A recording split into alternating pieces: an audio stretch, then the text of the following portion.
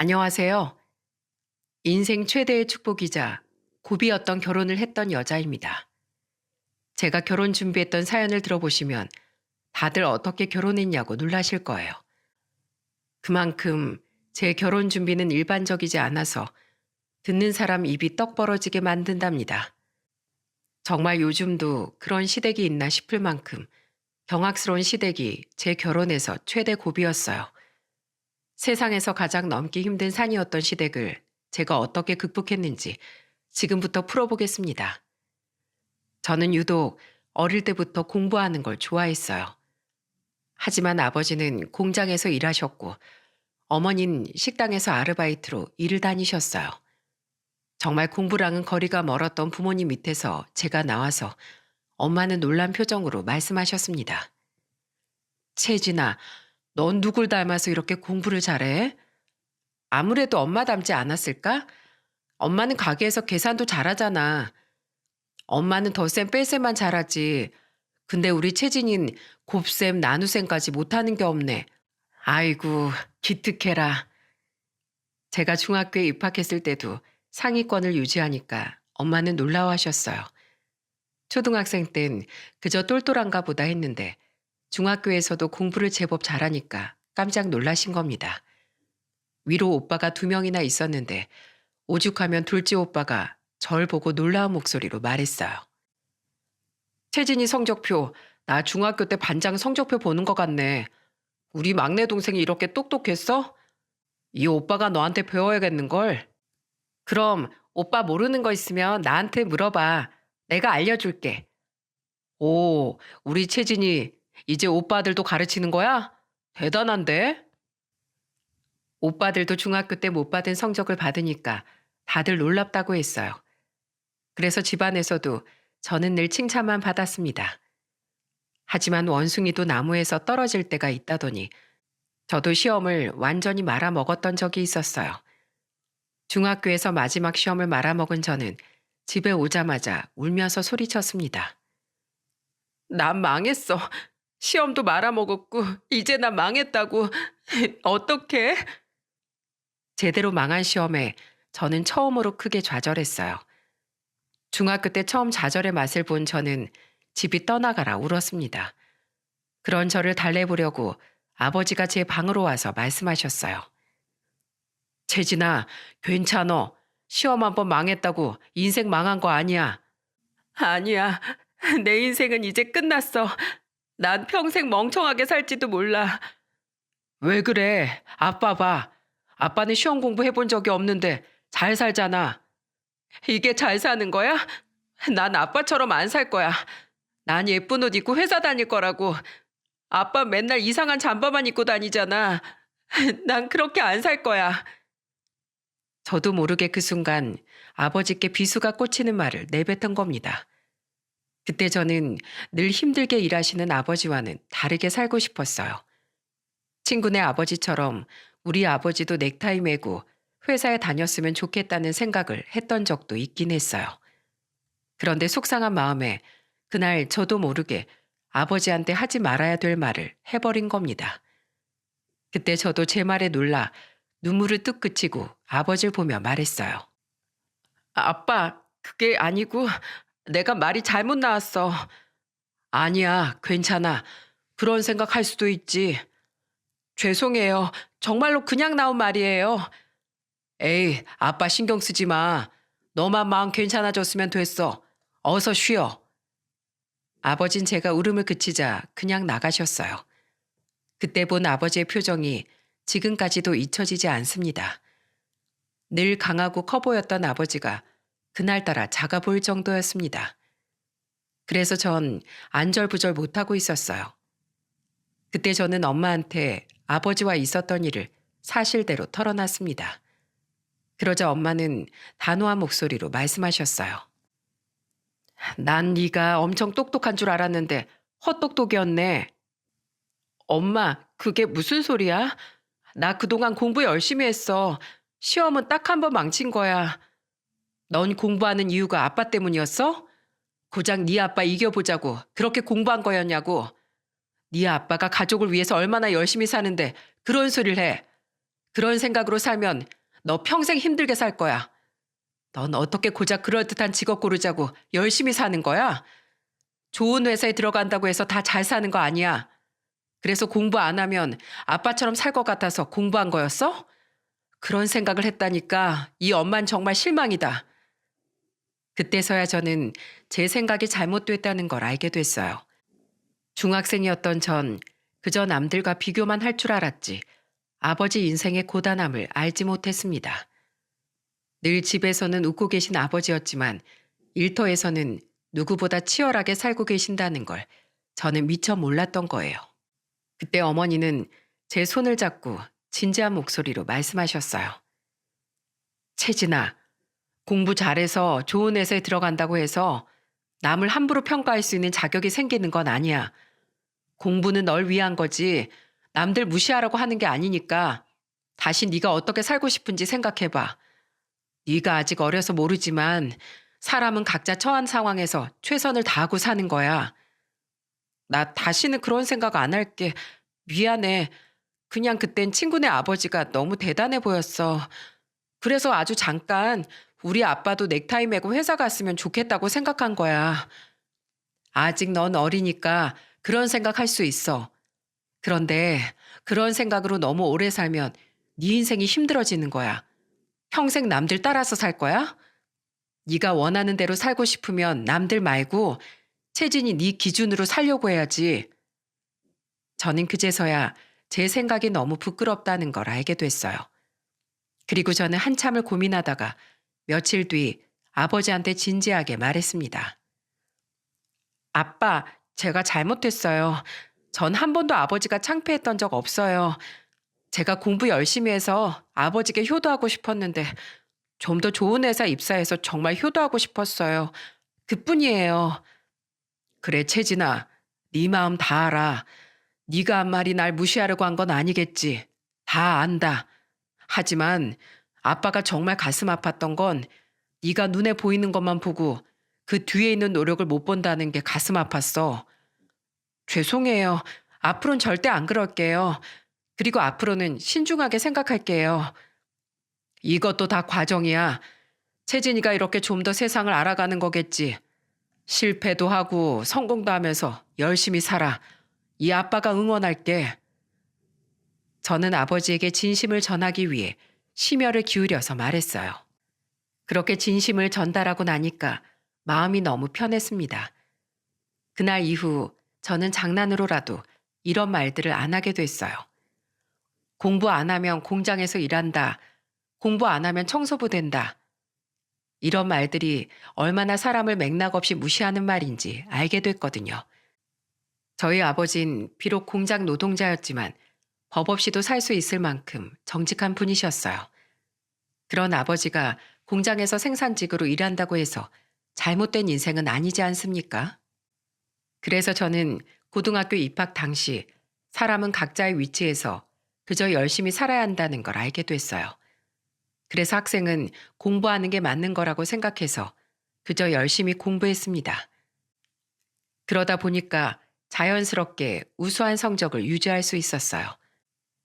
그리고 저는 약학대학교에 진학해서 약사가 되기 위해 공부를 할 수 있었습니다. 제가 약사가 되고 싶던 이유는 하나였어요. 평생 관리가 필요한 당뇨를 앓고 계신 아버지에게 조금이나마 도움이 되고 싶은 것뿐이었습니다. 제가 약학대학교에 진학했을 때 부모님께서 특히나 기뻐하셨어요. 아버진 절 보면서 기쁜 목소리로 말씀하셨죠. 아이고, 우리 딸 정말 대단하다.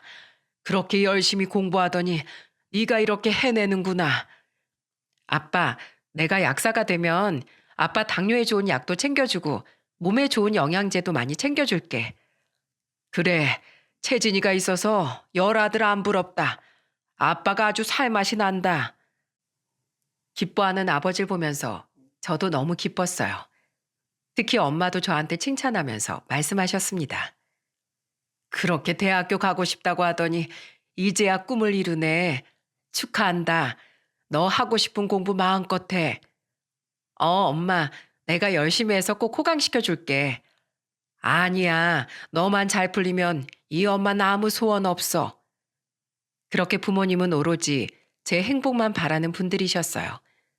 그래서 제가 대학교에 입학했을 때도 학비 걱정하지 말라며 지원도 아끼지 않으셨습니다. 심지어 오빠들도 대학교에 입학한 저한테 용돈을 주기도 했어요. 특히 큰오빠는 저한테 용돈을 주면서 이런 말을 하기도 했습니다. 채진아, 이거 오빠가 몰래 주는 용돈이야. 가지고 있다가 비상금으로 써. 얼마 전에 아빠가 용돈 보내줬어. 괜찮아, 오빠. 에휴, 대학생이 돈이 어딨어. 그냥 가지고 있어. 주머니에 돈이 있어야 어깨 펴고 살지. 오빠도 참 별 걱정을 다 하네. 알겠어. 고마워. 서울로 대학 입학했던 절 가족들은 늘 걱정하며 말했어요. 저희 가족들은 경기도에서 살고 있었거든요. 항상 저를 한결같이 응원해주는 가족들이 있어서 저는 너무 든든했어요. 서울살이가 지치긴 했지만 그래도 이런 가족들이 있어서 저는 버틸 수 있었습니다. 그렇게 약사가 된 후에는 제가 가장 먼저 챙기는 건 늘 가족들이었어요. 그런데 부모님께선 제가 그렇게 챙겨드리는 것마저 한사코 거절하려고 하셨습니다. 특히 아버지는 제가 용돈을 드리면 난감한 목소리로 말씀하셨어요. 됐어. 너 서울에서 혼자 벌기도 바쁠 텐데 너 써라. 에이, 아빠 딸이 떼돈은 못 벌어도 이 정도 용돈 드릴 정도는 벌어. 그러니까 그냥 받으세요. 아이고, 내가 너 때문에 정말 못 산다, 못 살아. 맛있는 거 사드시라고 용돈 드리는데 못 살면 어떡해. 건강하셔서 오래오래 효도받아야지. 내가 막내딸 때문에 웃네, 웃어. 그래도 괜히 용돈 주려고 무리하지 마. 아직 이 아빠 건강해. 아버지는 뭐가 그렇게 미안하신지 제가 용돈을 드리려고 하면 늘 거절하기 바쁘셨습니다. 일도 가정도 모두 안정적이라 그저 인생이 편안했어요. 그러다가 대학교 때 친구가 저한테 소개를 해주겠다며 나섰습니다. 그때 우연한 소개팅으로 만난 사람이 남편이었죠. 남편은 직업이 치과 의사였어요. 처음엔 부담스러워서 거절했지만 조건을 따지는 사람이 아니라는 말에 저는 소개팅에 나가게 됐던 겁니다. 그때 소개팅에서 만난 남편은 생각보다 자상한 목소리로 이런 질문을 했어요. 공부를 잘하셨나 봐요. 약학과 공부도 어렵다고 들었는데 대단하시네요. 치과 의사분이 그런 질문 하시니까 제가 괜히 민망하네요. 네? 그런 의도는 아니었어요. 제가 공부를 안 해본 분야라서 궁금해서 물어봤어요. 알아요. 저는 공부하는 거 재밌어요. 어릴 때도 딱히 가지고 놀 게 없어서 학교에서 내준 숙제하고 놀았어요. 정말요? 저랑 비슷한 점이 있으신데요. 전 사실 집안 형편이 어려웠어요. 그래서 정말 할 수 있는 게 공부뿐이라 공부만 했거든요. 진짜요? 제 선입견일 수도 있는데 치과 의사라고 하셔서 유복한 집안에서 잘하셨을 줄 알았어요. 그래서 처음에 괜히 부담스러워서 소개팅도 거절하려고 했었거든요. 그런 오해하시는 분들 많아요. 오히려 대학교 때 공부한 만큼 많이 한 게 아르바이트였어요. 처음 만났을 때 보기와 다르게 어렵게 살았던 이야기를 하는 남편한테 호기심이 생겼습니다. 무엇보다 남편과 대화가 잘 통한다는 게 저는 너무 좋았어요. 그렇게 통하는 점이 많았던 남편과 저는 연인 사이로 발전하게 됐던 겁니다. 그때가 제 나이 30 중반이었고 남편은 30 후반이었어요. 제가 남편과 연애를 한다고 했을 때 친구들한테 가장 많이 들었던 말이 이거였습니다. 이러다가 채진이한테 청첩장 받겠네. 그동안 결혼 생각 없다고 하더니 어디서 의사 남편을 만났어. 친구 중에 저만 결혼 계획이 아예 없었는데 30 중반의 남자친구가 생기니까 친구들은 제가 금방이라도 결혼하는 거 아니냐면서 물었어요. 그래서 전 난감한 목소리로 대답했습니다. 아니야. 이제 겨우 6개월 연애했는데 무슨 그런 생각을 해. 네 남자친구 30 후반이라면서 보통 남자가 그 나이쯤 되면 먼저 결혼하자고 하잖아. 왜? 넌 남자친구가 아무 말도 없어? 아무리 나이가 찼어도 사람은 1년은 만나봐야지. 결혼 얘기 성급하게 꺼내서 뭐해? 뭐야? 진짜 결혼 얘기를 안 한단 말이야? 너 그러다 괜히 시간 낭비하는 거 아니야? 친구들한테 이런 말을 들으니까 저도 괜히 마음이 안 좋았어요. 그래도 저는 사람은 사계절을 진득하게 만나봐야 한다고 생각해서 남편을 재촉하진 않았습니다. 그런데 남편과 1년쯤 만났는데도 남편이 결혼 얘기를 하지 않는 거예요. 그래서 그때는 제가 남편한테 넌지시 물어봤습니다. 오빠는 결혼 언제쯤 하고 싶다는 생각 없어? 결혼? 갑자기 그건 왜? 뭐가 갑자기야. 우리가 20대도 아니고 조금 있으면 나도 40대야. 당연히 결혼 얘기할 수 있는 거 아니야? 결혼, 글쎄, 난 아직 모르겠어서. 왜 결혼 생각이 없어? 아직 내가 결혼할 준비가 안 된 것 같아. 그리고 결혼을 하면 자유가 없잖아. 저는 그때 남편이 하는 말이 이해가 안 갔습니다.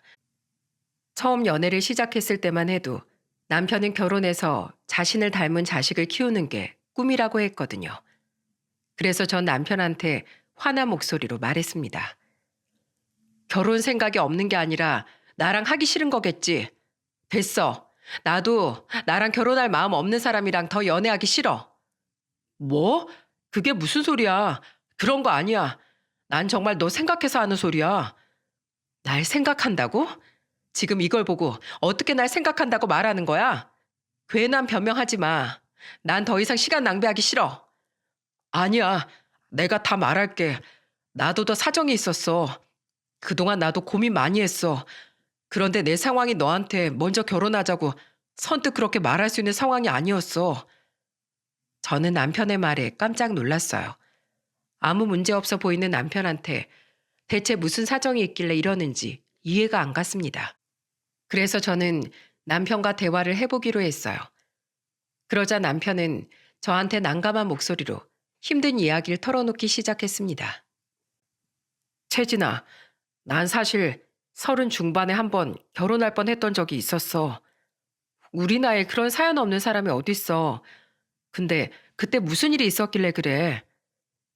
저는 남편이 한번 결혼이 엎어진 적이 있었다고 하길래 우리 나이에 그 정도 경험은 있을 수 있다고 생각했어요. 그런데 남편이 왜 결혼이 엎어졌는지 말하는 걸 망설였습니다. 저는 그런 남편을 묵묵히 기다려줬어요. 그때 남편이 저한테 힘겨운 목소리로 사실을 털어놨습니다. 그때 내 결혼이 깨진 이유는 우리 가족 때문이었어. 정확하게 말하면 우리 어머니. 뭐? 어머님이 결혼을 반대하셨던 거야? 정확한 이유가 뭐였는데? 그때 만나는 사람이 일반 회사원이었는데 어머닌 나랑 비슷한 사람 만나길 바란다고 하셨어. 비슷한 사람이 뭐야? 같은 의사? 그런 건 아닌 것 같은데 자꾸 나랑 비슷한 사람을 만나라고 하니까 나도 덜컥 겁이 나더라. 내가 보는 넌 나한테 과분한 사람인데 괜히 결혼 준비하다가 너한테 상처를 줄까 봐 겁났어. 저는 남편이 왜 결혼을 망설였는지 알 수 있었어요. 하지만 집안 반대가 무섭다고 언제까지 연애만 하고 있을 수도 없는 일 아닙니까? 그래서 저는 남편한테 단호한 목소리로 말했습니다. 오빠, 내 생각엔 계란으로 바위치기라도 부딪혀 봐야 한다고 생각해. 일단 부딪혀 봐야 방법이 생길 거 아니야. 저는 그때 두려워하는 남편 손을 잡고 결혼을 약속했어요. 그리고 남편과 같이 시댁에 인사를 가기로 한 날짜까지 잡았습니다. 그래서 전 떨리는 마음으로 시댁에 첫 인사를 갔습니다. 그래도 막상 시댁에 도착하니까 긴장이 되긴 하더라고요. 남편과 떨리는 마음으로 시댁에 들어가니까 시모는 절 반겨주면서 말하셨어요. 어서 와요. 안녕하세요. 저는 한채진이라고 합니다. 얘기 많이 들었어요. 약사라고 했죠? 네, 저는 약사로 일하고 있어요. 직업이 좋아서 그런지 아주 교양 있고 기품이 넘치네. 잔뜩 긴장하고 갔는데 생각보다 절 반겨주는 시모를 보고 깜짝 놀랐습니다. 옆에 있던 남편도 예상치 못한 시모 반응에 놀란 표정을 지을 정도였어요. 그때 시댁에는 시부모와 막내 시동생이 같이 살고 있었습니다.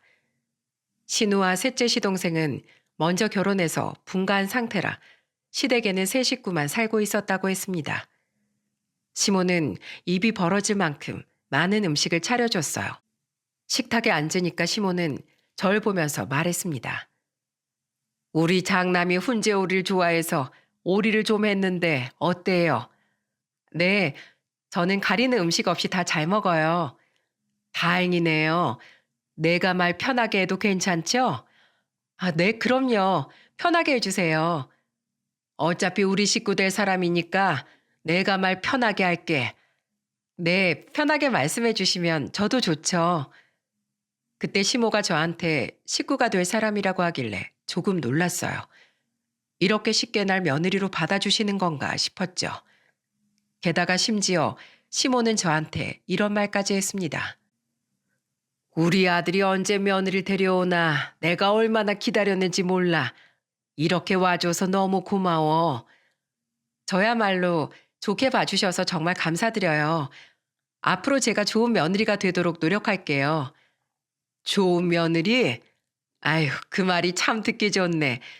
채진 씨야 지금도 훌륭해서 내가 뭘 더 바랄 게 있겠어. 시모가 좋게 말해주니까 옆에 있던 시부도 맞장구를 치면서 말했습니다. 이 사람이 채진 씨가 엄청 마음에 들었나 보네. 이렇게 웃는 게 얼마만인지 모르겠어. 우리 장남이 여기 전셋집 얻어줬을 때 이렇게 웃었던 것 같은데. 알고 보니까 시댁은 남편이 얻어준 전세였어요. 그때만 해도 남편이 효심이 깊다고 생각했습니다. 이때까지만 해도 분위기가 좋아서 저는 이상함을 몰랐어요. 그런데 그때 시모가 저한테 진지한 목소리로 물었습니다.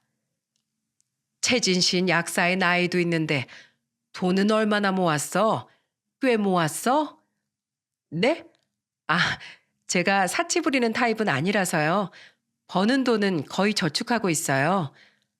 아, 난 또 채진 씨 가방이 명품 브랜드길래 엄청 사치 부리는 타입인 줄 알았어.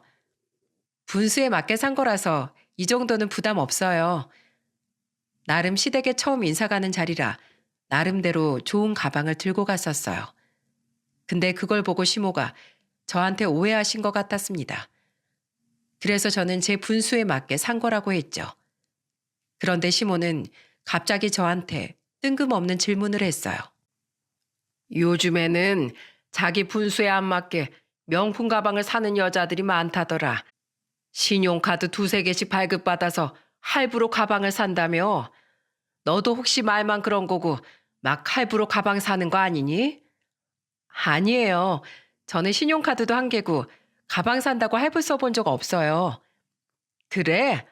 그러면 지금 신용 점수 당장 보여줄 수 있니? 당당하면 지금 보여줘봐. 요즘엔 핸드폰으로 쉽게 확인 가능하다면서? 고작 몇 분이면 확인 가능한데 당당하면 못 보여줄 이유가 없지 않어? 저는 갑작스러운 시모의 말에 당황스러웠습니다. 하지만 시모가 자산을 보여달라는 것도 아닌데 못 보여줄 이유도 없더라고요. 그래서 전 시모한테 휴대폰으로 신용 점수를 보여줬어요. 그러자 시모는 그제야 안심한 표정으로 말씀하셨어요. 신용 점수 보니까 안심이 되네. 내가 나쁜 의도가 있는 건 아니고 요새 뉴스를 보니까 혼수도 마이너스 통장으로 해오는 애들이 있다잖아. 돌다리도 두드려보고 건너야 한다는데 내 마음 이해하지? 네, 그럴 수 있다고 생각해요. 그래, 역시 배운 애라서 다르네. 귀 구린 애들은 이런 거 보여달라고 하면 헐쩍 뛰면서 싫어한다니까. 어쨌든 난 우리 재석이가 좋은 사람 만나는 것 같아서 안심이야. 저는 시모가 안심된다는 말에 다행이다 싶었어요.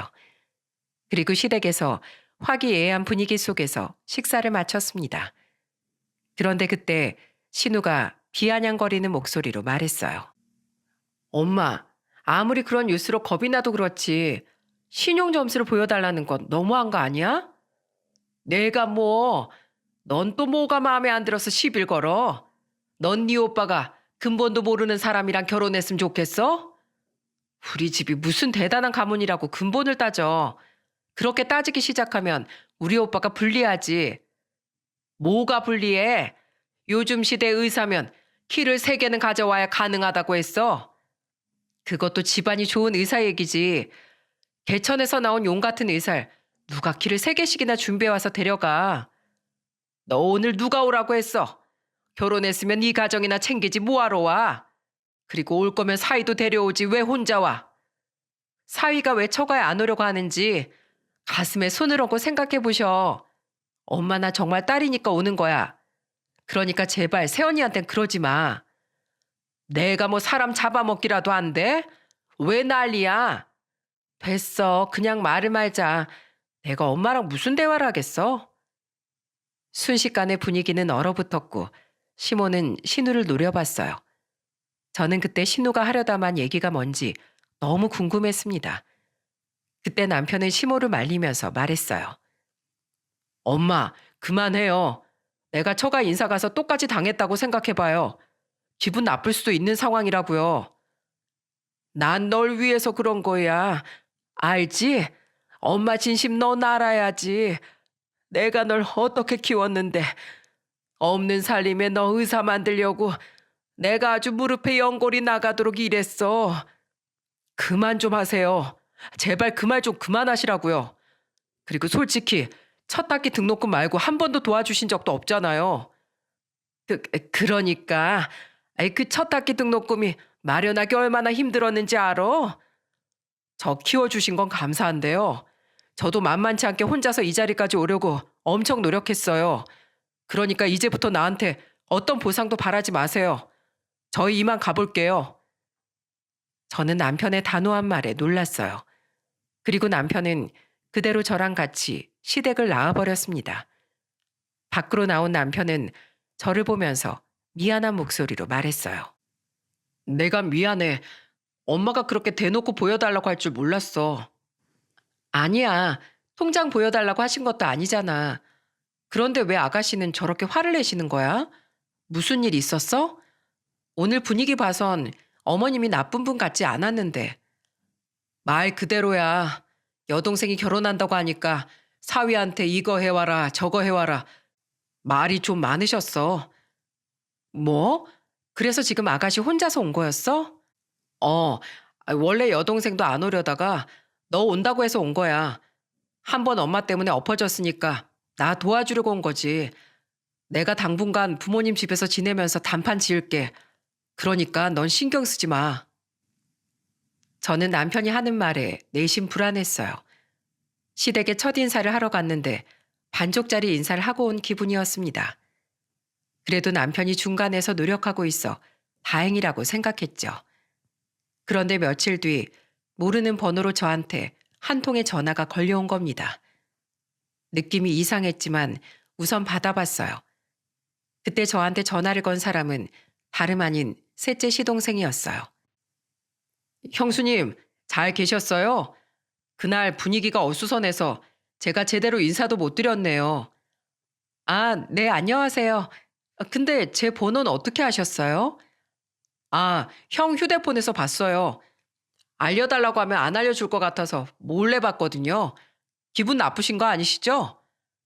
남의 휴대폰 열어서 알아낸 번호로 전화했다고 하니까 기분이 좋진 않네요. 그런데 왜 전화하신 거예요? 형수님 보기보다 성격 있으시네요.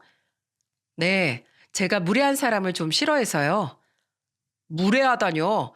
지금 제가 무례하다는 겁니까? 이게 무례한 거죠. 아, 그건 제가 사과드릴게요. 지금 중요한 게 그게 아니었거든요. 그럼 뭔데요? 우리 형이 치과 의사로 번듯하게 살게 된 건 제 공이 커서 그래요. 형 학교 다닐 때 제가 아르바이트해서 용돈도 주고 엄청 도와줬거든요. 저는 시동생이 남편 휴대폰에서 제 번호를 몰래 알아낸 것도 기분이 안 좋았어요. 그런데 자꾸 저한테 옛날 이야기까지 구구절절 늘어놓으니까 답답했죠. 그래서 전 시동생 말을 자르면서 말했습니다. 그래서 용건이 뭔데요? 제가 지금 바빠서요. 아, 중요한 건 저도 공이 있으니까 돈 좀 해주셨으면서요. 네? 돈이요? 원래는 형한테 돈 좀 달라고 했는데 형이 안 준다고 하니까 형수님께 전화한 거예요. 부부는 일심 공동체 모르세요? 형이 치과 의사 됐으면 가족들 공이 있는 건데 식구들한테 제대로 갚고 가야죠. 진짜 어이가 없더라고요. 여러분, 이게 말이 된다고 생각하시나요? 시부모가 말해도 어이없을 판에 시동생이 저러니까 더 기가 막혔어요. 그래서 저는 단호한 목소리로 말했습니다. 그 돈을 왜 제가 줘요? 그럼 저 약사 되는데 들어간 돈 똑같이 주실 거예요? 약사가 치과 의사한테 덤빌 건 아니지 않나요? 뭐라고요? 지금 그 말도 백수가 할 말은 아닌 것 같은데요. 남편이 공부를 잘했으니까 치과 의사가 된 거죠. 솔직히 돈 있다고 의사 다 되는 줄 아세요? 오늘 얘기는 못 들은 걸로 할 테니까 끊으세요. 뭐요? 와, 진짜 어이가 없네. 시동생이 어이가 없다고 하니까 그 순간 누군가 전화를 뺏어들더니 날이 선 목소리로 말했습니다. 형님, 진짜 시집 오면 어떻게 지내려고 이러세요? 설마 동서? 지금 이게 뭐 하는 거예요? 둘이서 짜고 전화한 거예요? 지금 얼마나 돈이 급하면 아직 결혼도 안 한 형님한테 전화를 했겠어요. 좀 돕고 삽시다. 그러니까 내가 왜 도와요? 옛날 아르바이트 경력 살려서 돈 벌러 나가요. 이런 식으로 남한테 기대서 살 생각하지 말고요. 그렇게 말하고 저는 전화를 끊어버렸어요. 그리고 그날 저녁 저는 남편한테 시동생이랑 동서한테 걸려온 전화에 대해 다 말했습니다.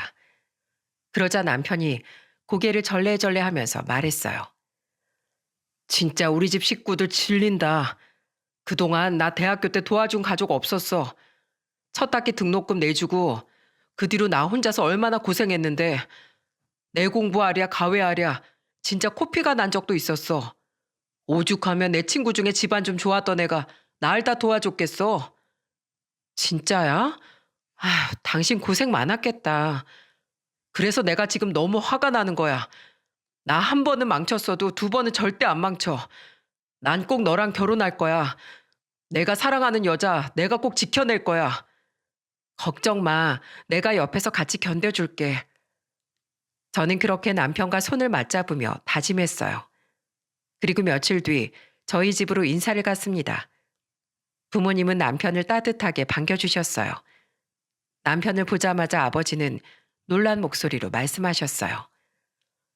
아이고, 키도 훤칠하고 인물도 훤해서 난 우리 딸이 누구랑 오나 했네. 그러자 남편이 민망한 목소리로 말했어요. 이렇게 초대해 주셔서 감사합니다. 우리 딸이 만나는 남자친구를 보여준 적이 없는데 이렇게 만나서 반가워요. 아버지는 남편을 보자마자 기분이 좋으신 듯 호탕하게 웃으셨어요. 엄마도 같이 밥을 먹는 내내 남편을 보면서 감탄하듯 말씀하셨습니다. 아이고, 밥도 복스럽게 잘 먹네. 이래서 남자는 잘 먹어야 한다니까. 내가 차린 보람이 있구만. 먹고 더 먹어. 네, 감사합니다. 우와, 장모님, 꼭 한정식 식당에 온 것 같아요. 너무 맛있습니다.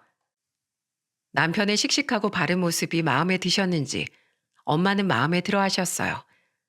그리고 밥을 다 먹고 결혼에 대해 본격적으로 대화를 나누기 시작했습니다. 그때 남편은 부모님께 무릎을 꿇고 말씀드렸어요.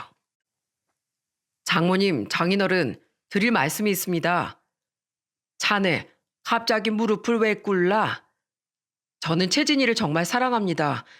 그래서 정말 평생 지켜줄 자신이 있습니다. 그래서 혹시나 문제가 생긴다면 저는 채진이를 선택할 겁니다. 남편의 말에 아버지는 놀란 목소리로 말씀하셨어요. 아니 자네 무슨 전쟁터 나가나? 결혼 준비하는 애들이 이게 뭐야? 사실 저희 부모님 바람직한 시댁은 아닙니다. 그래서 오랫동안 절 괴롭혀온 식구들과 절연까지도 각오하고 있어요. 뭐야? 대체 뭐가 문제인 거야? 자네 부모가 우리 딸이 마음에 안 든다고 하시는 거야? 아니요. 제가 결혼한다고 하니까 지금까지 저 키우면서 들어간 돈 다 갚으라고 하는 상황이에요. 하지만 저 정말 이 자리까지 오기까지 혼자 다 감당하면서 살았습니다. 그래도 저 부모님 위해 전셋집 구해줄 정도로 도리는 다 하고 살았어요. 그런데 이제 와서 의사 만들어줬으니까 다 책임지라고 하네요. 다 내려놓고 이젠 정말 사랑하는 사람과 행복하게 살고 싶습니다. 아휴, 어찌 그런 일을 겪고 있었어. 울지 말게나. 아버지는 남편을 감싸주면서 달래줬어요. 그렇게 한참을 이야기하던 중 결국 남편은 저희 부모님과 긴 상의 끝에 결혼식 날짜를 대략적으로 잡았습니다. 그리고 남편은 부모님께 다시 한번 다짐하듯 말했어요. 꼭 채진이는 행복하게 만들어주겠습니다. 절 믿어주셔서 정말 감사합니다. 결혼 전엔 꼭 집안 갈등을 풀겠습니다. 그렇게 남편은 저희 아버지께 다짐하듯 말했어요. 남편도 시댁과 갈등을 풀어보겠다고 다짐했습니다. 그때가 연말이 지난 시점이기도 했고 여러 회식으로 바빴어요. 그런데도 남편은 시댁과 갈등을 풀어보겠다고 수많은 노력을 했답니다. 그리고 그때 저는 시모한테서 뜻밖의 전화를 받게 됐어요. 보나마나 시동생이 알려줬을 게 뻔했습니다. 시모는 저한테 전화로 믿을 수 없는 말을 내뱉더라고요. 나 모르게 결혼 날짜 잡았다며? 순설 망쳐도 정도가 있지. 너 이번 설명절 전에 와서 음식 좀 해라. 나도 며느리 자격 시험 좀 봐야겠어. 네? 무슨 시험이요? 제가 그 시험을 왜 봐야 되죠? 네가 이 시험 안 보면 난 재석이 병원까지 쫓아가서 네가 그 정도밖에 안 되는 애라고 다 뒤집어 놓을 거야. 어떡할래? 내가 재석이 병원 뒤집어 엎어버리고 얼굴에 먹칠할까? 그냥 네가 순순히 와서 며느리 자격시험 볼래? 저는 시모의 말에 기가 막혔습니다. 이게 정말 엄마가 할 수 있는 말입니까? 저는 남편이 일하는 병원까지 가서 뒤집어 엎겠다는 시모의 말에 기겁했어요. 그래서 시모가 정말 남편을 쫓아갈까 봐 제가 시댁으로 가겠다고 했습니다. 게다가 시모는 남편한테 비밀로 하고 오라는 말까지 했어요. 그때 저는 남편을 위해 혼자 시댁으로 갔죠.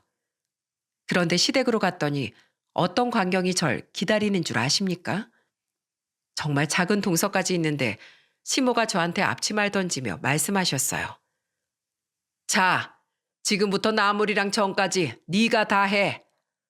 저 혼자서요? 그걸 어떻게 다 해요? 왜 못해?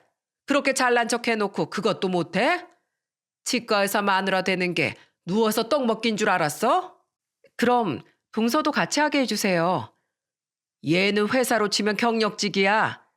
네가 뭔데 내 며느리 부리려고 해? 내가 재석이 병원 쫓아가서 다 엎어버리기 전에 네가 알아서 해. 정말 시모의 말에 화가 치밀었어요. 그래도 남편 병원까지 쫓아가는 건 막아야 했기 때문에 저는 하는 척을 했습니다. 그런데 제가 어떻게 했는지 아십니까?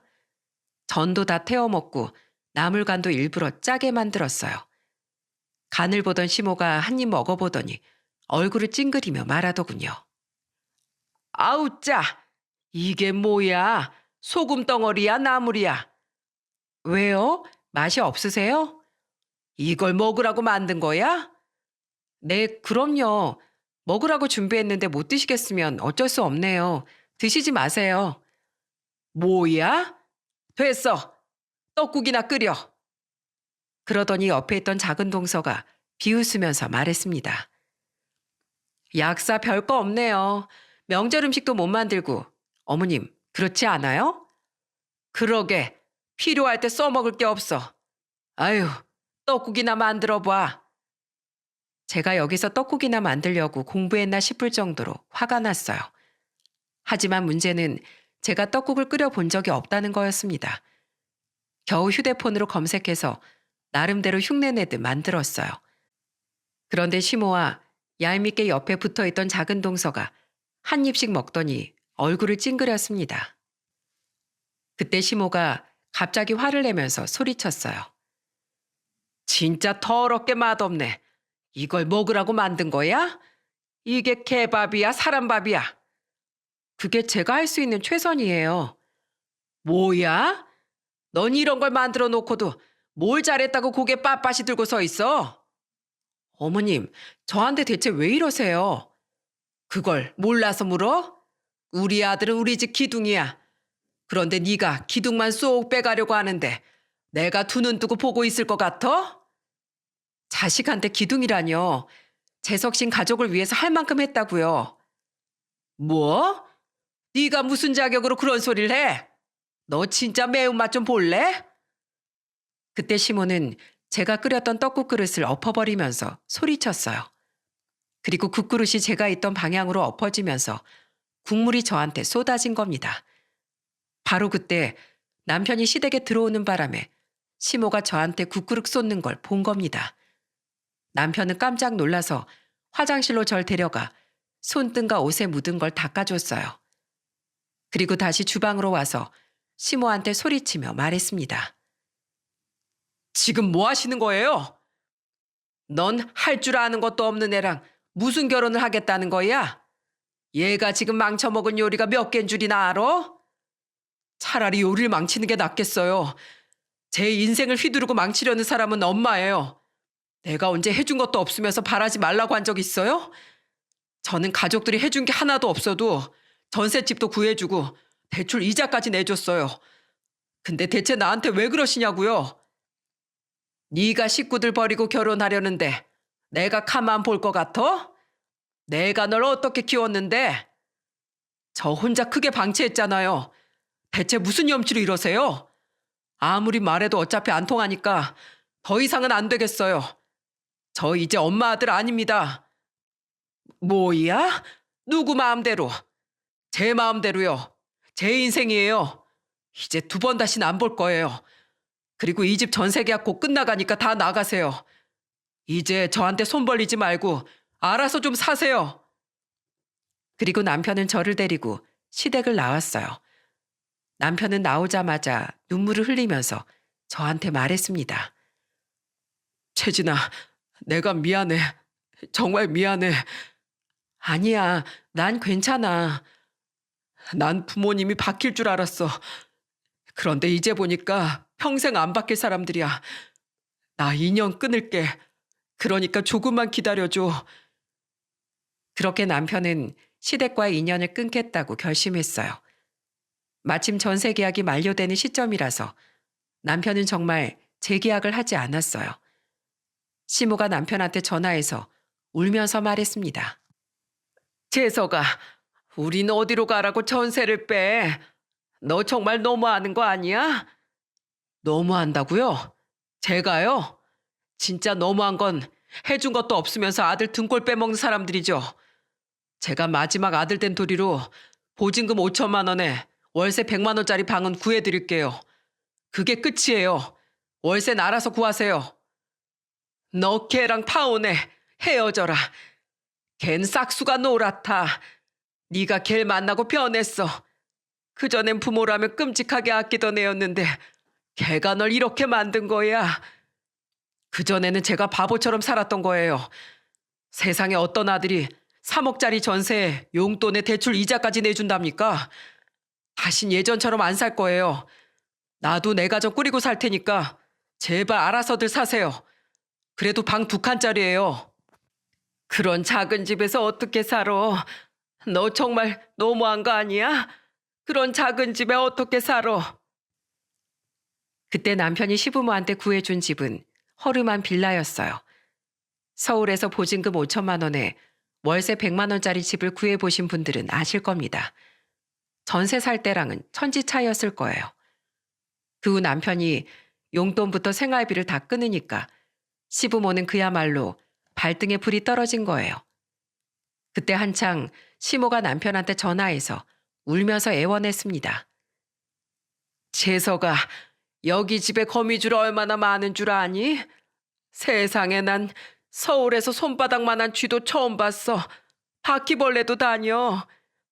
계속 그러시면 노숙하세요. 전 정말 그동안 할 만큼 했어요. 나가서 일을 하면 될 거 아니에요. 저한테 이렇게 전화하지 말고 그냥 일을 좀 구하시라고요. 내가 이 나이에 어떻게 일을 하니? 난 무릎도 안 좋고 어깨도 안 좋은 거 알잖아. 제 장인어른은 팔이며 다리며 다 아프세요. 그런데도 파스 붙이면 된다고 매일같이 경비를 보러 가신다고요. 사람이 정말 살고자 하는 의지만 있다면 다 할 수 있어요. 그러니까 제발 정신 좀 차리세요. 진짜 끊겠습니다. 저는 정말 더 이상 못합니다. 그렇게 남편은 시댁과 완전히 손절해버렸어요. 그뿐인 줄 아십니까? 저와 남편은 결혼식은 생략하고 혼인신고만 하고 살고 있어요. 결혼식이 뭐가 그렇게 중요하겠습니까? 가까운 친척들만 모아 조촐하게 식사하고 저희는 부부가 됐답니다. 그리고 여러분, 시댁은 지금 어떻게 된 줄 아시나요? 시부모님들은 지금 바퀴벌레 친구들과 같이 살고 있어요. 아직도 일할 생각은 없고 그저 남편이 자기들을 도와주길 바라고 있답니다. 그리고 시댁에서 유일하게 저희 결혼을 축하해 준 사람은 바로 신우였어요.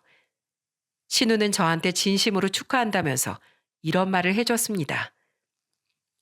얼마 전에 엄마가 나한테 3천만 원 빌려달라고 연락 왔더라고요. 진짜 저도 너무 지겨워서 알아서 하라고 했어요. 직접 돈 벌어서 먹으라고 했어요. 우리 집안은 이런 가족이에요. 그러니까 언니나 오빠랑 그냥 행복하게 잘 사세요. 우리 가족은 호의를 베풀면 그게 당연한 줄 아는 그런 집안이에요. 그러니까 다시는 엮이지 마세요. 고마워요, 아가씨. 저는 그래서 요즘 신우와 연락하면서 가깝게 지내고 있어요. 저희 부모님도 신우 부부를 초대해 같이 외식하기도 한답니다. 그만큼 신우는 저한테 자매처럼 가까운 사람이 됐어요. 남편도 예전보다 훨씬 더 편하게 지내고 있답니다. 예전에는 시댁 식구들이 쫓아오는 것처럼 불안이 많았다고 했습니다. 하지만 지금은 매일 돈 타령하는 시부모가 없으니까 오히려 편안하다고 해요. 제가 이런 사연을 보낸 것도 남편을 보고 느낀 게 많아서였습니다. 부모와 자식 사이엔 값을 매길 수 없는 사랑이 흐른다고 생각합니다. 그리고 그 사랑은 가치를 판단할 수 없을 만큼 위대한 마음이겠죠. 하지만 그 마음에 값을 매기려고 하면 한없이 가벼워지는 것도 부모 자식 간의 사랑이라고 생각합니다. 조건 없는 사랑이었기 때문에 값을 따지려고 하면 점차 가볍게 느껴지는 것 같아요. 애초에 부모 자식 간의 혈연으로 맺어진 사랑은 값어치를 매기지 않을 때 아름다운 사랑이라고 생각해요. 그래서 저는 요즘 남편과 그저 부부가 됐다는 것에 행복을 느끼고 삽니다. 그리고 가족이 곁에 있다는 것 자체가 큰 행복이라고 생각하고요. 부디 새해에는 이런 가족의 귀중한 가치를 여러분들도 같이 아셨으면 좋겠습니다. 곁에 있는 가족들을 아껴주며 사랑 가득한 한 해 보내시길 바라겠습니다. 혼자 가면 빨리 가고 같이 가면 멀리 간다고 하지 않습니까? 인생이라는 긴 마라톤을 함께 뛰어줄 사람은 오로지 가족뿐이랍니다. 그러니 모두 가족들과 행복하세요.